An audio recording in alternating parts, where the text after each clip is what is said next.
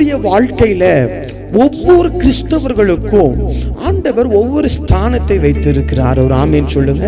அப்போ ஸ்தானம் என்று சொன்னால் தமிழ்ல நீங்க புரிந்து கொள்ளப்பட சொல்லணும்னா பிளேஸ், இடம், ஆவிக்குரிய இடம். ஒவ்வொரு மனுஷனுக்கும் ஒவ்வொரு ஊழியக்காரனுக்கும் ஆண்டவர் ஒரு பிளேஸ்மெண்ட் நிர்ணயித்து வைத்திருக்கிறார்.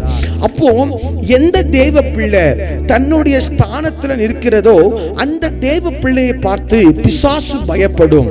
அந்த தேவ பிள்ளையின் ஜெபத்தை பரலோகம் பலவந்தம் பண்ண ஆரம்பிக்கும். இந்த கடைசி காலத்துல இந்த கொள்ளை நோயும் கொடிய நாட்களும் எழும்பி நிற்கிற இந்த கடைசி காலத்துல ஆண்டவருக்கு தேவை ஒரு ஸ்தானமுள்ள ஒரு தேவ பிள்ளையை கர்த்தர் தேடிக்கொண்டு இருக்கிறார். இன்னைக்கு ஏன் திருச்சபைகளில் எழுப்புதல் காணப்படவில்லை? இன்றைக்கு ஏன் திருச்சபையில் ஒரு மகிமை காணப்படவில்லை? இன்றைக்கு ஏன் திருச்சபையில் அற்புதங்கள் நடக்கவில்லை?